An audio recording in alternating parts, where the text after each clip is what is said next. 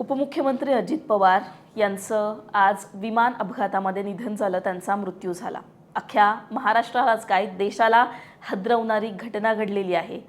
उपमुख्यमंत्री अजित पवार हे मुंबईहून बारामतीसाठी रवाना झालेले होते विमानामधून आणि त्यांच्या विमानाचा अपघात झाला। विमान शेतामध्ये कोसळलं आणि 6 जणांचा त्या विमान अपघातात मृत्यू झालाय। अजित पवार हे काल मुंबईमध्ये होते, मंत्रिमंडळाची बैठक मुंबईमध्ये झाली। अजित पवारांची फेसबुक पोस्ट शेवटची नेमकी काय होती, त्यांनी काय म्हटलेलं होतं, काय सांगितलेलं होतं हे आपण जाणून घेणार आहोत। इकडे अजित पवारांच्या फेसबुक पेजवर आपण आलात तर इकडे तुम्हाला दिसेल हे अजित पवारांचं फेसबुक पेज आहे।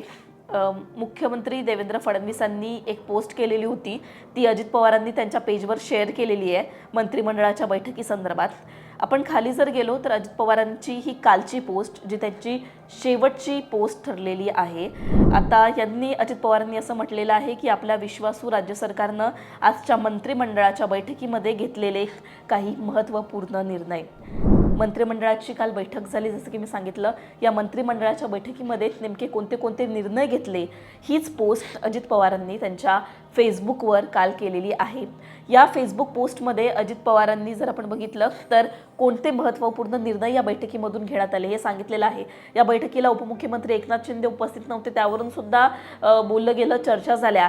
पण अजित पवार असतील, महसूल मंत्री बावनकुळे असतील, मुख्यमंत्री देवेंद्र फडणवीस असतील, हे या बैठकीला उपस्थित होते। थोडंसं क्लोज येऊन पुढे येऊन आपण जर बघितलं तर हे बघा, या मंत्रिमंडळाच्या बैठकीमध्ये कौशल्य, रोजगार, उद्योजकता, त्याचबरोबर नाविन्यता, सार्वजनिक बांधकाम जे काही निर्णय घेण्यात आले 27 जानेवारीला हे सगळं अजित पवारांनी सांगितलेलं आहे। वस्त्रोद्योग, त्याचबरोबर महसूल, नोंदणी आणि मुद्रांक शुल्क विभागाकडून नेमके काय निर्णय घेण्यात आले याची सगळी माहिती अजित पवारांनी दिलेली आहे। इकडे जर आपण बघितलं तर औद्योगिक प्रशिक्षण संस्थांमध्ये PM सेतू योजना राबवण्यात येणार, होतकरू युवकांना दिलासा, या सगळ्या कौशल्य, रोजगार, उद्योजकता आणि नाविन्यता देणाऱ्या योजना, सार्वजनिक बांधकामाकडून राबवलेल्या योजना, या सगळ्या या फेसबुक पोस्टच्या माध्यमातून अजित पवारांनी सांगितलेल्या आहेत।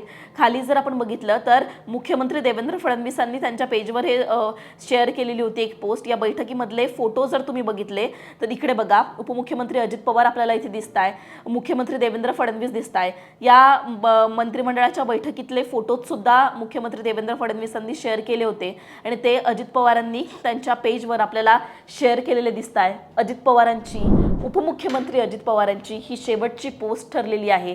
मुंबईतून अजित पवार जेव्हा बारामतीमध्ये येण्यासाठी निघाले, जिथे त्यांच्या जिल्हा परिषद पंचायत समिती निवडणुकाच्या अनुषंगाने सभा होत्या, एकूण 4 सभा नियोजित होत्या आणि यावेळीच अजित पवारांच्या विमानाचा अपघात झाला। सकाळी जर आपण बघितलं तर 8 वाजता हे जे विमान आहे या विमानाने टेक ऑफ केलेलं होतं आणि जर आपण बघितलं तर 8:50 वाजता हे विमान बारामतीला लँडिंग करणार होतं, पण लँडिंग करतानाच हे विमान शेतामध्ये कोसळलं आणि या विमानाचा अपघात झाला। जे व्हिडिओज समोर आलेले आहेत ते हादरवणारे व्हिडिओज आहेत। अक्षरशः विमानाचा चक्काचूर झालेला आहे, विमानाचे तुकडे झालेले आहेत, छोटे छोटे अवशेष तुम्हाला सगळीकडे या विमानाचे पाहायला मिळतील। इतक्या मोठ्या प्रमाणामध्ये या विमानाचा चुरडा झालेला आहे आणि विमानामध्ये जे काही लोक होते 6चे 6 जण त्याचा मृत्यू झाल्याची सुद्धा माहिती मिळालेली आहे। ही अजित पवारांची शेवटची पोस्ट होती। एकूणच अजित पवारांच्या आठवणींना आता उजाळा देण्यात येतोय सगळ्याच माध्यमातून। तुमच्या अजित पवारांसंदर्भातले काही आठवणी, काही किस्से, तुम्हाला कळलेले अजित पवार हे कमेंटमध्ये सांगा।